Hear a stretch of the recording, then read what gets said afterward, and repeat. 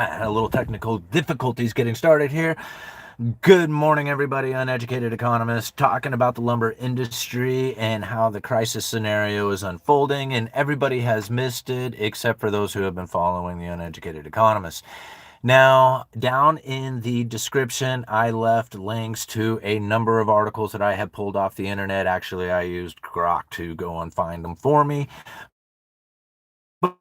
Essentially typed in lumber mill settlements, and I came up with a list, or it came up with a list of articles that I thought I would share with you that have really been proving the point of what it is that I have been trying to share here on this channel for years now, and that following the lumber industry is going to be very foretelling of what it is that has taken place within the broader economy, because lumber is a component to this entire everything that we do, from the places that we live to the things that we ship around the country to the industrial aspect of everything that is going on inside of this world. Everything comes down to lumber, and lumber is a key component. People just ignore it, and by ignoring it, you will miss the greater details that are now taking place within the economy that you could see that everybody essentially missed, like literally missed it. Here's the thing. When lumber high, and I've said this, and I know it sounds like I'm bragging, but it's really telling. When lumber was at its all-time high, it was 1,700 per thousand, and everybody told me that I had lost my mind when I said that the money printer was not causing these prices to go up, and that the lumber prices were going to go back down to their normal prices. That's exactly what happened. Now we're sitting at 630 per thousand. This is the same price that lumber was selling for back in 2018. This is a long time ago. Before all the money printer, before the COVID, before all that stuff, lumber was selling for the same price that it's selling for today. Now, the differences that are taking place in the industry is huge. There is nothing taking place within the industry like it was taking place back then. But what is happening is very similar in the sense that there is a definite drop in inventory levels, in production, in how much actual lumber industry activity is happening. It is slowing and slowing dramatically. And it's not just in lumber. Like we focus in on lumber a lot because that's just the industry that I happen to be in. But you can see it happening in other things that are involving the timber industry, because timber and lumber are two different components. All right? You got the raw logs, the trees, which is actually an exported product that goes overseas to places like China, that gets then turned into other. But the raw logs themselves is a vast industry here in the United States. It's one of the biggest industries that we have here as far as agricultural products. It has massive, massive influence here, not only in the United States from the Pacific Northwest region where I'm at, but it goes all the way up into Canada and all the way across the United States down into the southern part, where a lot is now starting to happen with the mill activities moving down to that general area. This is all stuff that we have talked about and predicted here on this channel. Now, when I think about what the lumber prices are today, being at 630 per thousand, and how it is back in 2018, the mills had less input costs taking place back then to when they are today, there is definitely a reason for them to be in low production now and high production back then. See, there's a huge difference in how much those mills now have to pay for the logs, pay for the labor, pay for the transportation, pay for the energy cost. All this other inflation that went into the production of lumber has caused the cost of lumber input to go up, but the profit to go down, because the demand is simply just not there. See, one of the things that I think about just even recently with this government shutdown, people ask me, oh, talk about the government shutdown. What is that going to mean? You know, when I think about it, I thought, man, I wonder how much building activity is going to slow down because of the government shutdown. And now I'm finding the articles coming out of exactly that. And now I wouldn't say necessarily that's going to be in the residential housing industry, But the building industry itself is a huge employer. You think about it, like building in the United States is a 100% domestic product. I mean, almost. I guess like a lot of the amenities that go into it, like the fixtures, like, the faucets and the lights and different things like that, those components might come from overseas. And I can get that, being a huge input cost going into the building. But for the most part, generally speaking, especially when it comes to residential homes, the vast majority of the input is domestic. It comes from domestic suppliers, domestic production, domestic labor. Everything is domestic. And to think that tariffs have an input cost on that, well, maybe on some of it. Cabinets might be coming in from overseas. You might have like some people who use that, maybe some doors. But all these things are generally a domestically supplied and not necessarily an imported product.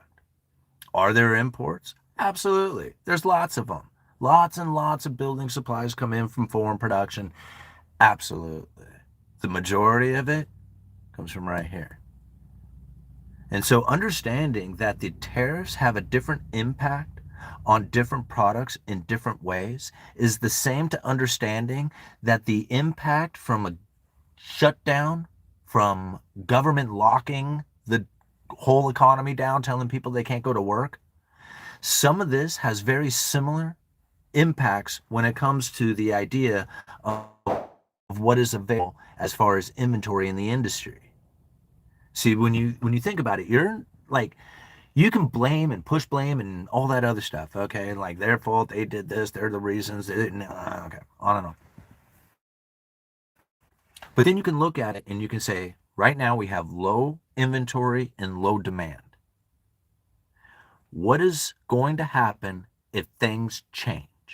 Like if things stay the same like this and we have this ever increasing amounts of, fear and terror and all kinds of stuff, if people are always going to be concerned, then I would imagine that yes, eventually we would all fall into the abyss and die. But I do believe at some point, just the other cycle out there and every other time, there will be a downturn that we are experiencing. And when that downturn reversal does take place, it'll have a much different look to it than it's ever looked before, and more inequality and more separation of the rich and the poor and more concentration of wealth and all that other stuff will continue to happen and people will continue to complain about it. I mean, I have very little doubt in my mind. So, considering that you either have Armageddon and complete failure, or you can expect that there will be a reversal at some point. And when that reversal does take place, what could that possibly look like? Well, when I thought the lumber industry and how much closures and curtailments and shutdowns and difficulties that are taking place within that industry, if you did, for whatever reason, have some expectation that there was going to be a reversal in the future and the increase in demand starts to take place, what could you possibly think would come from that? Right?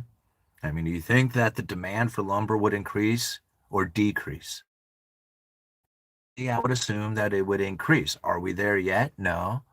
But are things lining up to get there? Certainly seems to. The more mill curtailments, the more shutdowns, the more depletion that you have taken place, the more likely this scenario is going to happen in which that the reversal will cause lumber prices to increase dramatically the longer the curtailments take place. Now, working in the industry, I can tell you right now, it is difficult times. It feels like it's dying on the vine. I mean, I'm reading about how Canada is now like $700 million in subsidies and grants, loans, or whatever it is, trying to offer up into the industry to try and give them some sort of relief to the pain that they are feeling, considering that we are just not in much demand of lumber. And it's not just Canada that's suffering that. Our own mills here in the United States are suffering through the same thing. I find it so amusing when I hear like all the inflation due to the dollar weakening, and they make it as simple as that. And then I go and I look at the lumber industry and I think to myself, where's the inflation? Where's it at? I'm selling 2x4/8 standard and better lumber for the exact same price that I was selling it for. In fact, a little cheaper, really, than I was 7 years ago. I was selling 2x4/8 standard and better lumber for $4.29. Today, I'm selling them for $3.86. There is no inflation in lumber. Where did it go? How is it that the dollar will everything except for lumber and oil?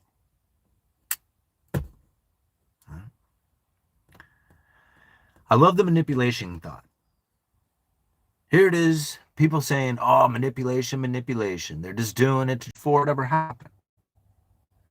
So maybe I'm a predictor of manipulation, or maybe I just understand that people don't like going to work and not making money. Like, would you go to work and not make money? Of course you wouldn't. Then why would a mill go to work and not make money? Same thing. They don't want to go to work and not make money. Nobody does. What they do make is the only things that are selling. And it becomes obvious to me, being in the industry through all these mill curtailments, that I am seeing that the only thing that's really available out there is the stuff that is in demand. 2x4, 2x6, stud lengths, and plate stock is available. It's very consistent in price. But then if you want 2x12, there is a huge variation in price, and the availability of it is infrequent. You have no idea of whether or not you're going to be able to get the units that you are looking for in the timeline that you are hoping to get them. Is it available? Absolutely. Can you get it? Sure. Is it as prevalent as it once was in the market? No, not. I look at the lumber yard that I work at where we buy lumber. We do not particularly choose the mill that we get them from. We can ask what mill that the vendors happen to have at the time, but they're buying it on the market just like everybody else does. And so when I think about what it is that we are requiring for our yard, which we try to carry a premium grade so that we have something that is better than the competition, when we go and look for those particular ones, there are mills that we try to specify, but we don't really have a choice in the matter. We have to go to what is available on the market at the time. Knowing that to be the case is crazy to think.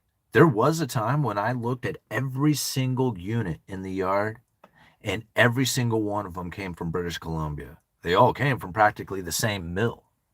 Supply nonstop flowing in from the rails, from the trucking industry, from the hubs, from the retailers, all the way down to every portion of that supply chain. When it is running heavy and it is running thick, what that looks like is an ungodly well functioning machine. From the cutting of the trees to the hauling down to the mills to the sawing up of the lumber to the distribution of everything that goes out there. When that thing is running hot and heavy, it is an incredibly functioning machine. But when that starts to break down, when you have lack of demand that has taken place out there, when you have the sheer amount of articles coming across for the last year or more talking about how this is all taking place, what do you think this means for the broader economy? Like all these government jobs and shutdowns, what do you think that means for the economy? People talk about how that's going to ruin the economy and all this, issues that are taking place from it. And I'm thinking, what's really bad is the fact that the government shutdown is also probably most likely going to stop or slow down a lot of new building that is going to be taking place. Now, again, whether or not that is going to be bleeding into the lumber market as much as, say, residential housing, that might be a whole different story. But the fact that it's occurring means that those people who are working those particular buildings will certainly not have the job that they need in order to go out there and have the ability to buy a house, go out there and build their own home. Yeah. Watching this lumber deteriorate ahead of time was easy enough for me to say, man, this is going to show evidence of the deterioration going into the economy, going into the future. More worry, more shutdowns of failure that you see taking place within the lumber industry is going to be more of what it is that is happening within the broader economy. Seeing it take place for the year and a half now, it's no surprise to find evidence of failure now taking place within the broader economy. All right, 15 minutes into it. What do we want to talk about, guys? We can talk about anything. I got about 20 minutes here, and then I'm going to go to Halloween.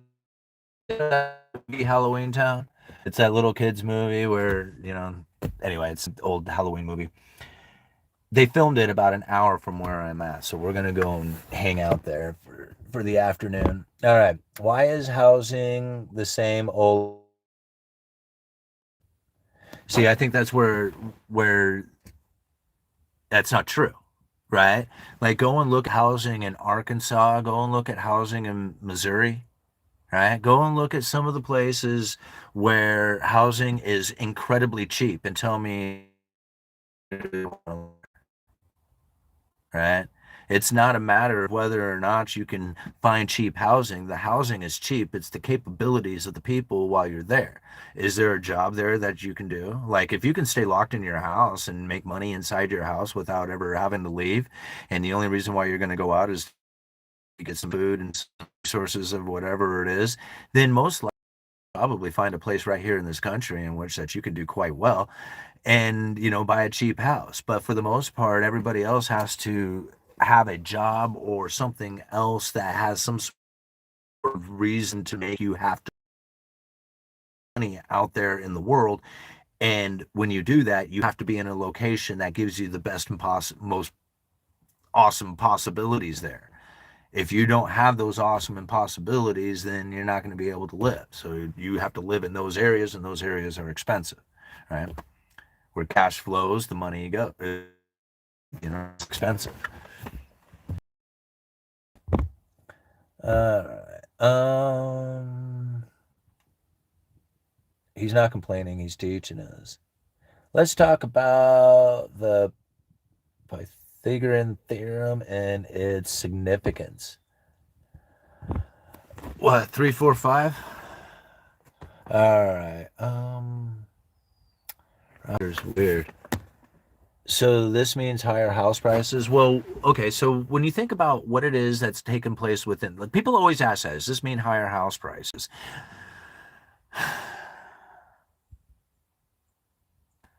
When you think about the ability to build a home, right? If it was really easy to build a home, would houses be expensive? And so it's easy to say, okay, well, house prices are expensive because there's a lack of inventory. I know there's plenty of inventory out there. It's just being hoarded by the rich. Well, what do you think rich people do with their money? They buy assets. And are homes an asset? Absolutely they are. So it does make sense that rich people would buy homes. So you can make it rules and laws and be like very, communistic in the fashion and say that, okay, there's a limit, right? Is that going to really add more inventory? Not really, right? You might have some increase in the inventory, but then it's going to get distributed out there to some people, and there's still not going to be enough homes for everybody. So now let's think about it in a different fashion. The ability to build a home. If you want a home, you should have the ability to build one. You should be able to say, okay, man, I can put a structure together, or me and my buddies can put a structure together, or at least I can have at least some sort of concept of belief that as an ordinary, average, everyday person, I should be able to put a home together. Now, if that was the case, homes would not be that expensive because anybody could have one. The fact that not everybody can have one is the reason why it's very limited and expensive.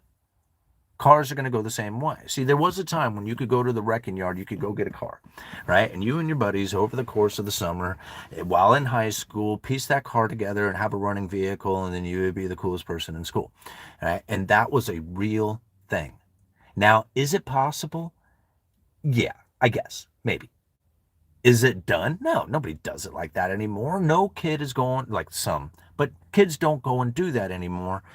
And building this car up so that they have a vehicle to drive. If it was that easy to do, to go down to the wrecking yard, get a car, piece it together, and then be able to have wheels, how many vehicles would be available for people to drive? Lots of them, because anybody could do it, right? That's the whole point. And the reason why cars are expensive today is because the ability for you to go down to the wrecking yard, go and get a car, piece it together, make it work, and then get out there on the road is possible, but not really possible anymore, right? That's not like a very plausible idea for people to go out there and make more vehicles possible so that the cost of vehicles would not be that expensive because these things would be cheap coming from the wrecking yard. It doesn't work like that. It used to, it doesn't do it anymore. It's expensive, and they're only going to get more expensive. So in order to have a vehicle, you have to be rich. Look, vehicles are a luxurious item. Before, they were a utility, right? But now they're very much a luxurious item because going down to go get itself any kind of vehicle from the Rexes. A house is a very luxurious item, extremely luxurious. There was a time it wasn't that much. I mean, you have to think. There was a time when there was the ability to have a piece of land somewhere, doesn't matter where, and you could have Sears and Roebuck deliver you every single piece to that house, and with limited carpentry skills, very rudimentary carpentry, and some basic carpentry tools, almost no cutting. In fact, I don't think there was any cutting involved. You could piece yourself together a house, and it was a cool house. It had a stigma attached to it at one point, but these are cool houses. Sears and Roebuck built a kit home that you as an individual could put together and you could have a home. These things are still possible. People do them. Is it happening? Not really. Is it possible? Sure. Back in Sears and Roebuck's days, was that a real thing that people actually thought about doing? Absolutely, it was. You want to hear a funny story about that? Is that old Sears and Roebuck, you know why they were popular for it? They weren't the first ones, you know. There was other kit homes. There was other people who were doing it before Sears was. But Sears had a neat idea that they offered up that nobody else was doing that gave them the edge. You know what it was? Financing. See, people who couldn't even afford the kit home could all of a sudden afford a kit home because they could finance these kit homes. And so here you got Sears and Roebuck offering up the possibilities to all the Americans lived that American dream to go out there and acquire a piece of land and then put this here's home on it with very little skills that you need in order to get this thing, and you can do it on a monthly payment. And isn't this awesome? People did mass. They were loving this idea, and they bought up all these Sears and Roebuck or Sears kit homes, and they were doing it under financing, and they put these things together, and they're living in them. And then the downturn came, and they couldn't make the payments. All of a sudden, Sears is looking at him, going, "Well, if you can't make the payment, we're gonna have to foreclose on you." And foreclosing on that means we get your home. So here it is. They offered up financing to all these people who bought these kit homes, who took their time, their effort, their energy in order to get this thing assembled, which essentially turned out to be a bunch of free labor for Sears and Roebuck. You hear, right? Now it was a political. It was a nightmare for them, right? They had a hell of a time trying to get people to be understanding of the situation that they are now facing with it as they start to foreclose on all these kit homes.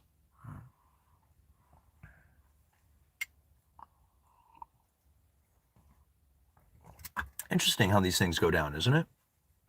Yeah. It was such a good idea at the time, and everybody praised him. They thought, "Hey, man, yeah, do it, do it, do it." And then all of a sudden, right, all that time, effort, hard work, and belief and love and everything that you put into this house was just all of a sudden gone because you couldn't make the payment no more. See, it doesn't matter what you do. If you're going to be in a situation, if you're going to be in an environment in which that you have ever increasing amounts of new money and new credit, new debt issuance, what you are going to find as a result is a massive separation between the rich and the poor. Every single time. Very little doubt in my mind. And as you attempt to do things that alleviate the problems for the lower classes, for the people who are suffering down at the bottom end, as you try to do things to help give them access to it, like, I mean, you think about it, isn't that a great idea? It's like, here, you can't really afford, but here's an idea in which that you can make monthly payments on a kit home that anybody could put together. And it was a disaster. Like that, it sounds, to say it outright, it sounds like a wonderful idea until it's not. Right? This that is not built deliberate attempts to create inequality, but that people have deliberately positioned themselves to take advantage of the inequality. Most people don't know how to do that, so they are at a disadvantage. It's not done on purpose as much as the action is done on purpose to take advantage of the situation that most people can't recognize. They don't know it, they don't see it, and they don't know how to deal with it. It's one of the reasons why I was able to call out this lumber market curtailments and the shutdowns and the depletions and everything else that was coming with it, because I could look out there and I can see it. I can say, man, there is going to be low demand. If there is low demand coming from the lack of buyers, then there's going to be low demand coming from the home builders because of the low demand coming from buyers. If there's low demand coming from home builders, there's most likely not going to be a lot of demand for lumber. If there's not a lot of demand for lumber, what could that look like in the broader economy as this is all taking place? See, people say it's a lagging indicator, and I'm thinking, man, nah, this thing is super sensitive. It's sensitive. Everything that is taking place out there, from money printing, which is supposed to cause the dollar to fail, and lumber proved it absolutely opposite of that. Gives you a whole different perspective on monetary policy. It gives you a different understanding of it. It makes you look at it differently to understand why it is that lumber was able to maintain a low price 2018 all through the hyperinflation scenario that was supposed to be taking place. But yet here it is, the uneducated economist called it out. Why was I able to do that? If I wasn't looking at lumber and monetary policy at the exact same time to be able to call this out, I don't know anybody could have possibly have done. And I'm not trying to brag it up. I'm just trying to prove to the point that if you follow the lumber industry and the demand for lumber, it is a definite sign of the broader economy and what it is that's taking place. The low level of demand is key to it all. And that comes not just from interest rates. We see interest rates fall, and what happens to mortgage rates? They go up. Goes completely opposite.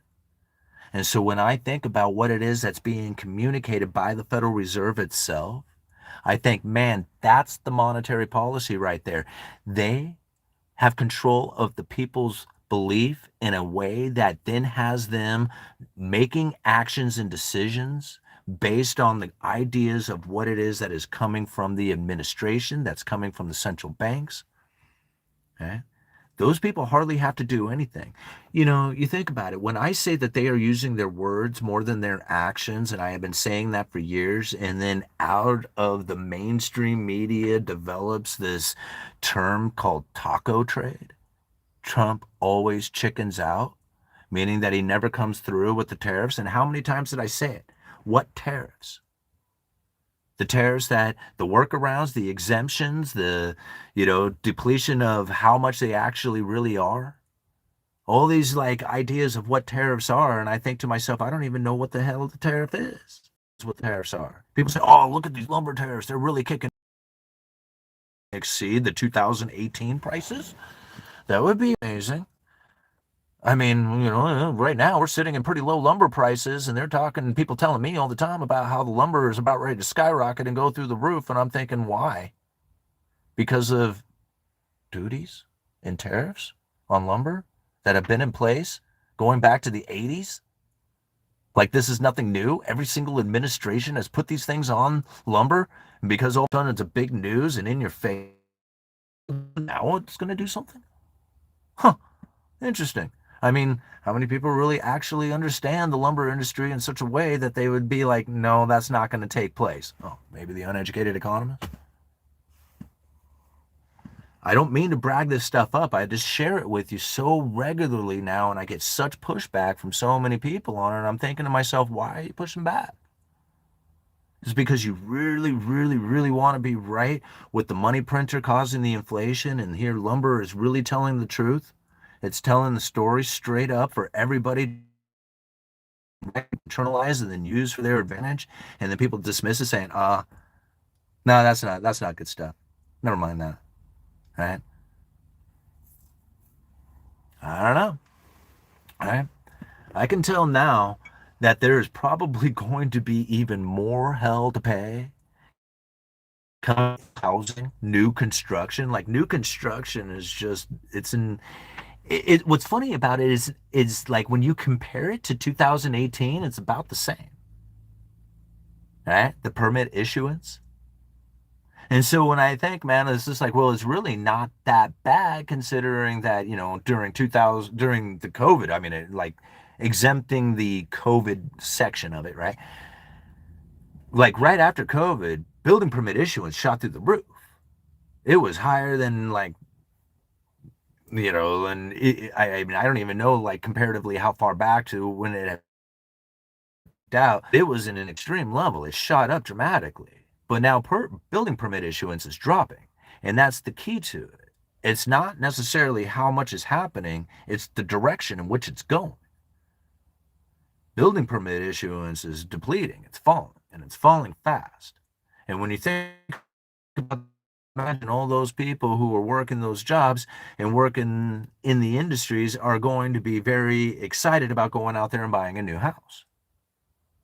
I can only assume that this is going to put even more pressure on the new housing industry when it comes to buyers and buyer traffic.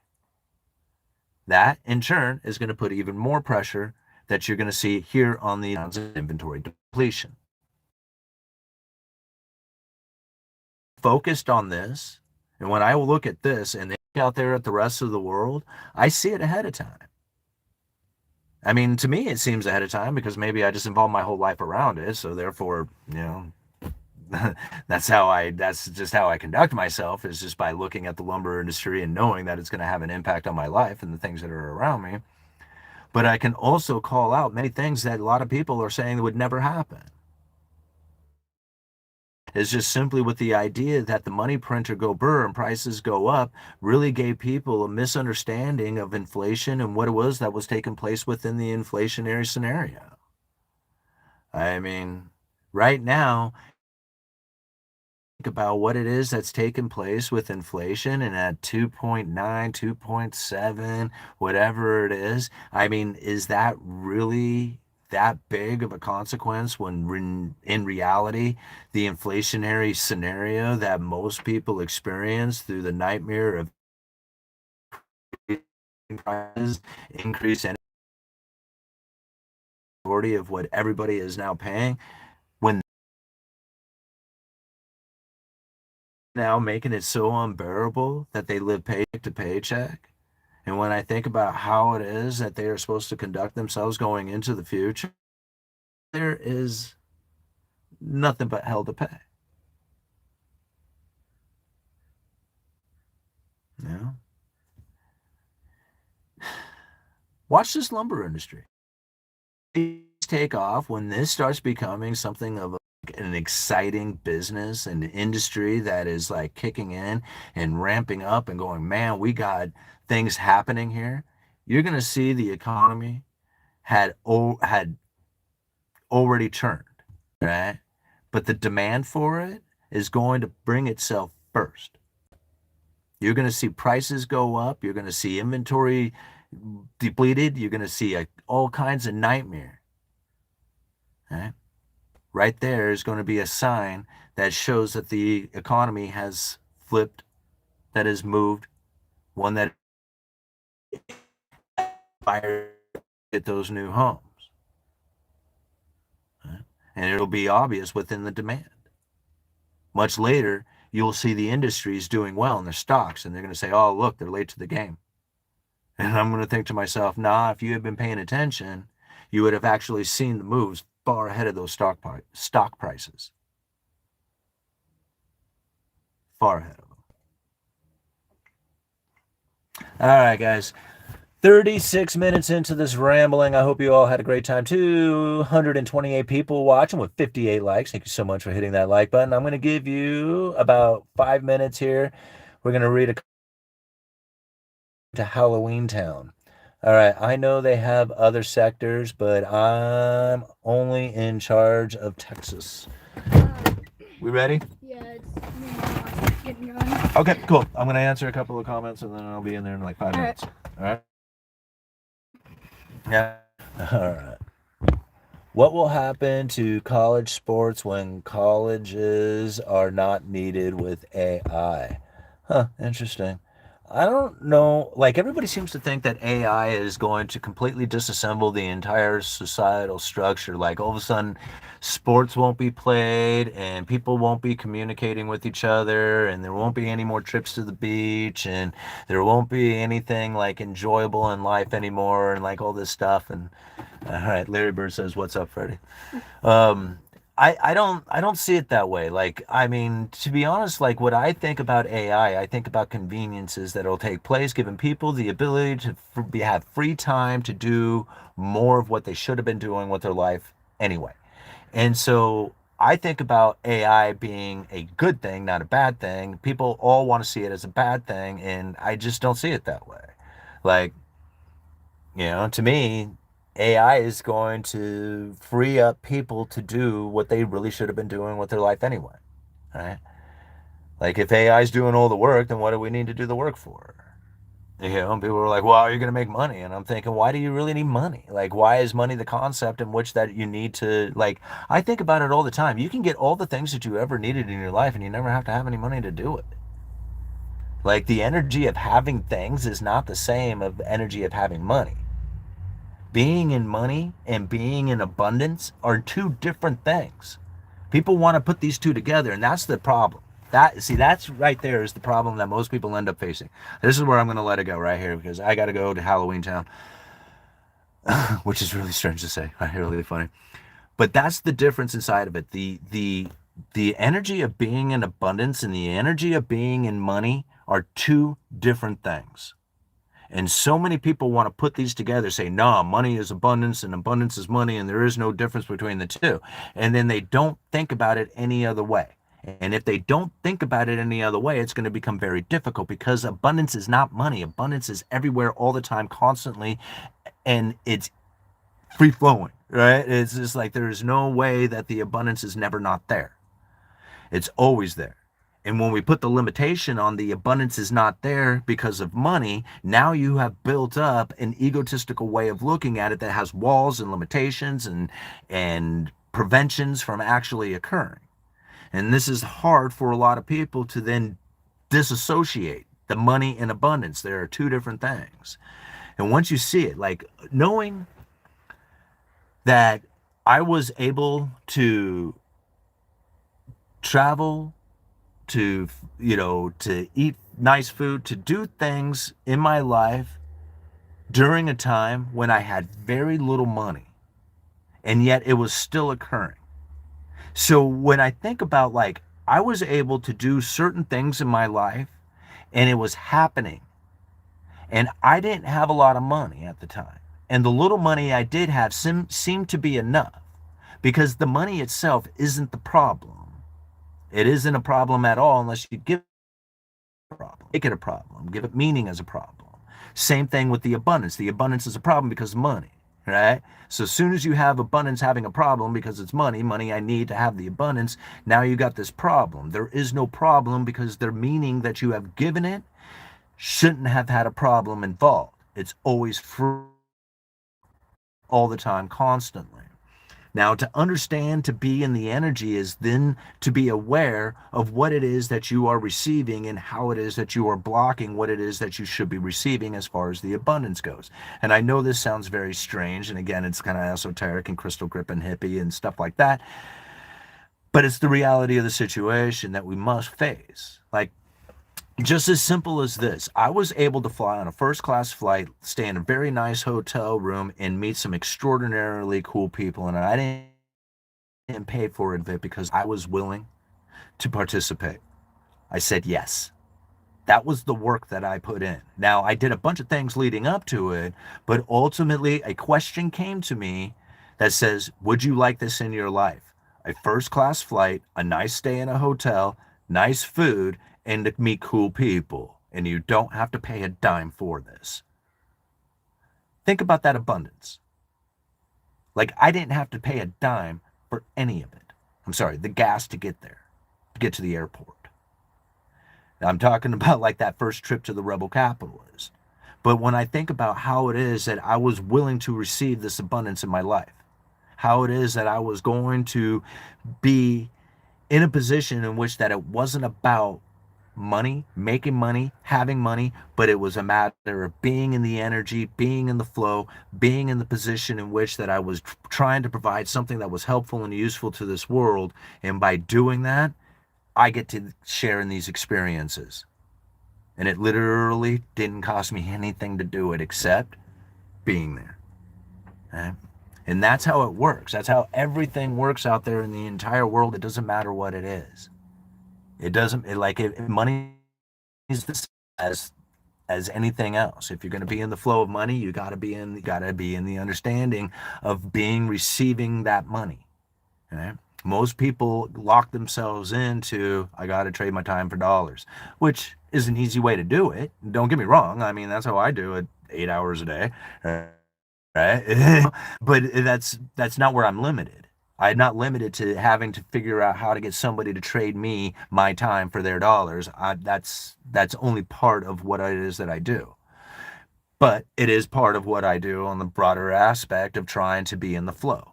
So I personally figure out many different ways of doing it. When I think about how it is that other people do it, they get very good at a particular unique thing, right? They kick ass at one particular business and they can make $1 million a year doing it. And I'm like, wow, that's impressive.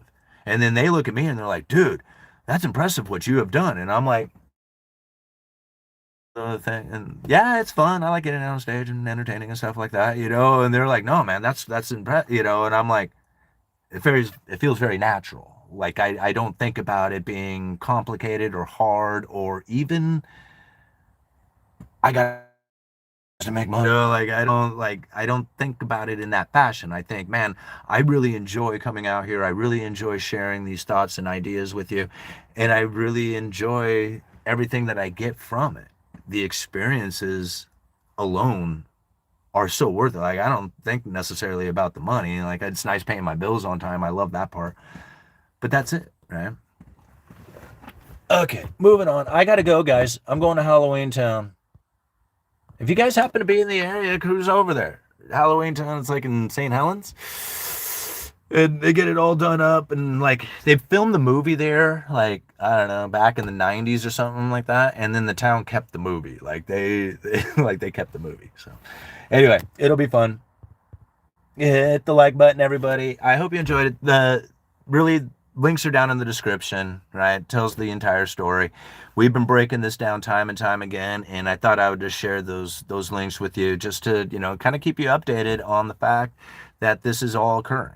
Right? And most people are going to blame it on the most recent news that they have heard, something about Canadian tariffs or whatever. And it's just like, you can look beyond that. You can look far beyond that and see the truth of the matter. All right. Uneducated economist, you guys let me know.